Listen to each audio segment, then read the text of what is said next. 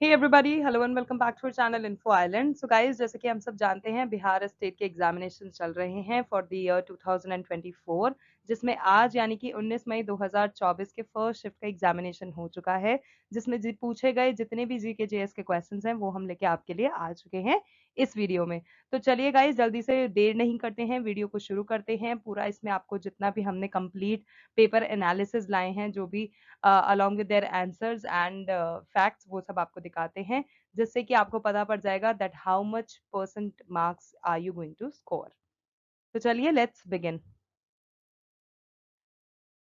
तो guys, first question जो कि पूछा गया था इंपॉर्टेंट रहा है, मोपला विद्रोह से रिलेटेड कुछ क्वेश्चन आया था। तो गाइज, मोपला विद्रोह कब हुआ था? इसका करेक्ट आंसर है 20 अगस्त 1921। तो आप लोगों में से जिसने भी उसका आंसर 20 अगस्त 1921 किया है, इट इज करेक्ट। तो चलिए अब इससे रिलेटेड फैक्ट देख लेते हैं थोड़ा सा।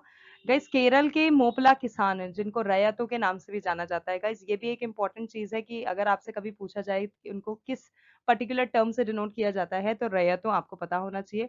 उन्होंने 20 अगस्त 1921 में अंग्रेजों के पुलिस थानों को जलाने से शुरू होकर जिंदा जलाने तक सैकड़ों नागरिकों को जबरन कर देने से इनकार करते हुए मालाबार की धरती को जमींदारों के रक्त से लाल कर दिया था। तो ये पर्टिकुलर चीज जो थी वो हुई थी, जिसको नाम दिया गया था मलापर विद्रोह भी बोल सकते हैं, मोपला विद्रोह भी इसका नाम दिया गया है।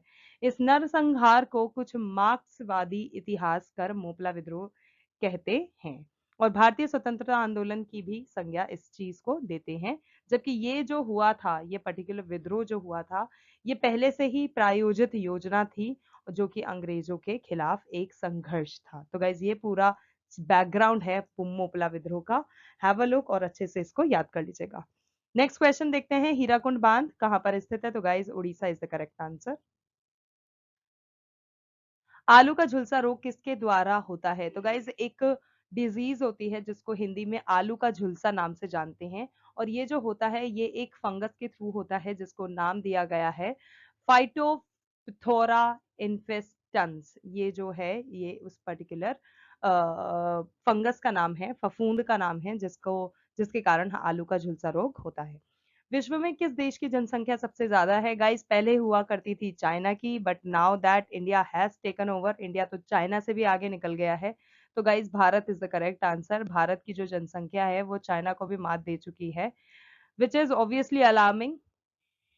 ओके, नेक्स्ट क्वेश्चन, 2011 की जनगणना के अनुसार किस राज्य का जनसंख्या घनत्व सबसे ज्यादा है? गाइस, 2011 की जनगणना, आई एम रिपीटिंग अगेन, ये जो 2011 का सेंसस सर्वे है, इसमें से तो भाई क्वेश्चन बन के आता ही आता है। तो अगर आपने 2011 की जनगणना का ये जो टॉपिक अच्छे से रट लिया ना, तो कुछ मार्क्स तो आप अच्छे से अपने, कहते हैं ना कि सेफर साइड चलोगे, तब भी कुछ मार्क्स तो अपने ले ही लोगे, अगर 2011 का सेंसस सर्वे आपने याद कर लिया। तो गाइस, चाहे लिटरेसी रेट ले लो या फिर ये देखो पॉपुलेशन का ले लो, कुछ भी ले लो, उससे रिलेटेड क्वेश्चन पूछे ही जाते हैं। So coming back to the question, इस सेंसस में किस राज्य का जनसंख्या घनत्व सबसे ज्यादा था? तो guys, Bihar is the correct answer. Okay, next question, Lok Sabha में अनुसूचित जातियों के लिए सीटों की संख्या कुल कितनी है? तो गाइज, वो है आपकी 84। बंधन एक्सप्रेस का संबंध कौन से देश से है? गाइज, बंधन एक्सप्रेस हमारे रेलवे की एक बहुत अच्छी ट्रेन है, जिसका जो रिलेशन है वो बांग्लादेश से है। भारत का कौन सा राज्य है बांग्लादेश के साथ सीमा साझा नहीं करता है? क्वेश्चन को ध्यान से देखिएगा, नहीं करता है। सो गाइज, झारखंड जो है वो नहीं करता है बांग्लादेश के साथ सीमा साझा। चैरो जनजाति का संबंध कहाँ से है? तो गाइज, उत्तर प्रदेश के दक्षिण पूर्वी कोने से ये जो चैरो जनजाति है, इसका संबंध है, वहां पाई जाती है ये चैरो जनजाति। गौरवपूर्ण क्रांति कहाँ पर हुई थी? So guys, England is the correct answer. Vasco da Gama Bharat कब पहुंचा था? 1498 में। गाइज, वास्को डिगामा भी एक इम्पॉर्टेंट, कहते हैं ना कि एक इम्पॉर्टेंट फैक्टर रहता है हर एक एग्जाम में, क्योंकि इसके बारे में भी क्वेश्चंस बन के आते हैं। मूसोलिनी कहाँ का नेता था? तो गाइस, मूसोलिनी जो है आपके इटली का नेता था। संयुक्त राष्ट्र संघ की स्थापना कब हुई थी? गाइस, संयुक्त राष्ट्र संघ जो है ये आपका 24 अक्टूबर 1945 में एस्टेब्लिश हो गया था। प्रथम विश्व युद्ध कब से कब तक चला था? तो गाइस, 1914 से 1918 तक का जो समय था, वो देश भर में प्रथम विश्व युद्ध चल रहा था उस समय। बिहार में मुख्यमंत्री की शपथ सबसे ज्यादा किसने ली? तो गाइज नीतीश कुमार जो है, that is the correct answer. Bihar में एज अ चीफ मिनिस्टर सबसे ज्यादा बार नियुक्त किए गए हैं नीतीश कुमार। सोन नदी का उद्गम कहाँ से होता है? तो गाइज एक जगह है मध्य प्रदेश के अनूपपुर जिले में, अमरकंटक जो है, यहाँ से सोन नदी का स्टार्टिंग आप कह सकते हैं, उद्गम है। संवेग का एसआई मात्रक क्या होता है? गाइज एसआई यूनिट्स के भी क्वेश्चंस बहुत आ रहे हैं, तो प्लीज अच्छे से पढ़ लेना। बात करें संवेग का एसआई मात्रक, तो that is kilogram metre per second, metre second one. Hind Swaraj पत्रिका किसकी है? तो गाइज हिंद स्वराज जो बुक है, ये महात्मा गांधी की लिखी गई है। और उस समय में जितनी भी इंपॉर्टेंट बुक्स, नॉवेल्स और ये पत्रिकाएं वगैरह हैं गाइज, इसके बारे में भी क्वेश्चन आता है।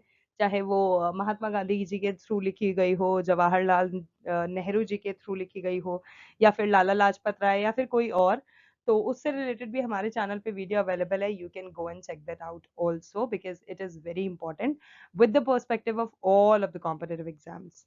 ओके, नेक्स्ट क्वेश्चन है, मॉन्टेग्यू चेम्सफोर्ड का संबंध किससे है? तो गैस संवैधानिक सुधारों से संबंध रखता है मॉन्टेग्यू चेम्सफोर्ड। कृषि का निर्यात में कितने प्रतिशत का योगदान है? तो गाइस जो फार्मिंग है, जो एग्रीकल्चर है, उसका निर्यात में 2.2% योगदान है।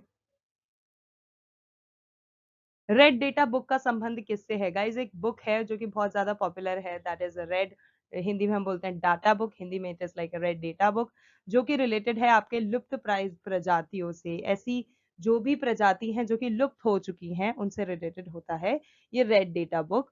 और बात करें इससे रिलेटेड फैक्ट की, तो इसमें सभी प्रकार के जीवों आदि का रिकॉर्ड रखा जाता है, so it is that book. अंतरराष्ट्रीय प्रकृति संरक्षण संघ विच इज IUCN, ये एक ऐसी सूची यानी कि लिस्ट जारी करता है जिसे रेड डेटा बुक के नाम से जाने जाता है। सर्वप्रथम ये जो कार्य शुरू हुआ था, ये 1963 में सर पीटर स्कॉट, तो गाइज याद रखना है 1963 इज द ईयर जब ये शुरू हुआ था। और किसने शुरू किया था? सर पीटर स्कॉट ने अंतरराष्ट्रीय रेड डेटा बुक की कल्पना की थी। रेड डेटा बुक में ऐसे पशु पक्षियों और पौधों का, इस पशु पक्षी पौधों सबके बारे में, मतलब लिविंग बींग्स हैं, उन सभी के बारे में जानकारी दी गई है जो कि विलुप्त होने के कगार पर हैं, या तो हो चुके हैं या होने के कगार पर हैं, जिसको हम संकटग्रस्त के नाम से भी जानते हैं। ओके, इनका जो संकलन होता है वो जॉइंट नेचर कंजर्वेशन कमेटी करती है, उनके थ्रू होता है। और विश्व में प्रथम प्रकाशन जो निकला था इस पर्टिकुलर बुक का, वो 1964 में हुआ था। तो गाइज ये इंपॉर्टेंट है, प्लीज ध्यान में रखना। ओके, नेक्स्ट क्वेश्चन, विद्युत धारा का एसआई मात्रक, अगेन एसआई यूनिट, विद्युत धारा का एसआई मात्रक होता है एम्पियर। महाराणा प्रताप सागर बांध कहाँ स्थित है? तो राजस्थान के रावत भाटा में चंबल नदी पर स्थित है। जीवाणु द्वारा कौन सी बीमारियां होती है? तो गाइस कुछ ऐसी डिजीजेस होती है जो कि पर्टिकुलरली जीवाणुओं के कारण होती है, जिनमें आपका टाइफाइड बुखार, हैजा, तपेदिक और एथेंक्स टिटनेस आदि ये सब आते हैं। राज्यसभा का कार्यकाल कितने वर्षों का होता है? तो गाइस कुल 6 वर्षों का। 2011 की जनगणना के अनुसार किस राज्य की साक्षरता दर सबसे ज्यादा है? बात करी जाए साक्षरता दर यानी कि लिटरेसी रेट, तो गाइस केरल की सबसे ज्यादा है। संजय गांधी जैविक उद्यान कहाँ पर स्थित है? तो ये है आपका पटना में। यूएनओ, इसका फुल फॉर्म क्या होता है? गाइज एब्रीविएशंस बहुत इंपॉर्टेंट पॉइंट है, बहुत बार इससे रिलेटेड क्वेश्चंस आते हैं। और एब्रीविएशन से रिलेटेड भी आपको इस टॉपिक पे हमारे चैनल पे वीडियो मिल जाएगा, चाहे आप कंप्यूटर साइंस के एब्रीविएशंस देखना चाहें, बैंकिंग की जो टर्मिनोलॉजीज के एब्रीविएशंस देखना चाहें, या फिर नॉर्मली जो फुल फॉर्म्स यूज होती हैं, उसका भी हमारे चैनल पे वीडियो आपको मिल जाएगा। So please go and watch that also. So yes, coming back to the question, UNO की बात करें तो it is United Nations organisations. Okay, next question is विद्युत आवेश का मात्रक क्या होता है? तो इट इज कूलम्ब। मात्रक की बात करें यानी कि जिसमें मेजर होता है। ओके, नेक्स्ट है, ब्लूम के द्वारा किसका वर्गीकरण किया गया है? तो शैक्षिक उद्देश्यों का मूल वर्गीकरण।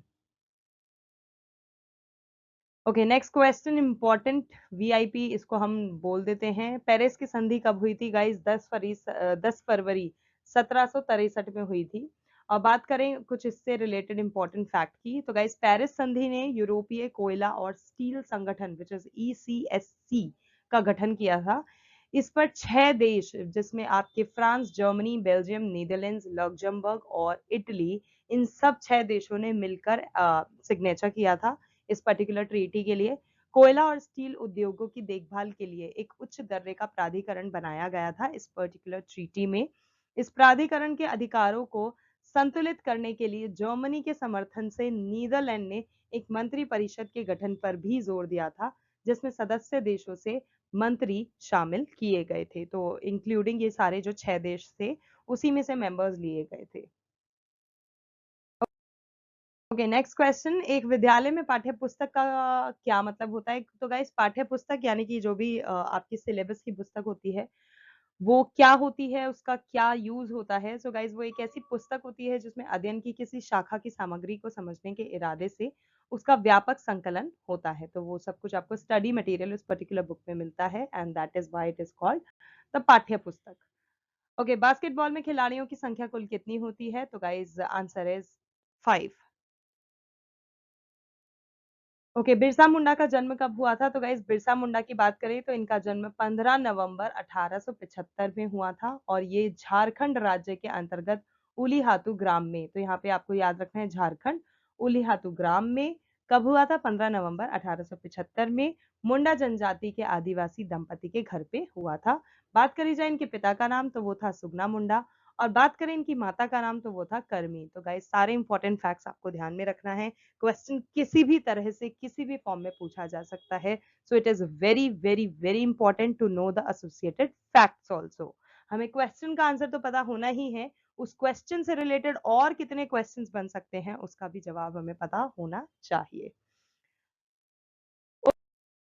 Okay guys, so that's it for today's video. Thank you so much for your time. Thank you so much for watching. And yes, अगर आपको वीडियो पसंद आया then don't forget to like, share and subscribe to our channel Info Island, क्योंकि हम लेकर आते रहते हैं इसी तरह के informative videos daily on our channel, जिससे कि आपकी प्रिपरेशन लेवल को हम नेक्स्ट लेवल पे पहुंचा सके, बूस्ट अप कर सके और यस आपको कहीं ना कहीं उससे हेल्प प्रोवाइड कर सके।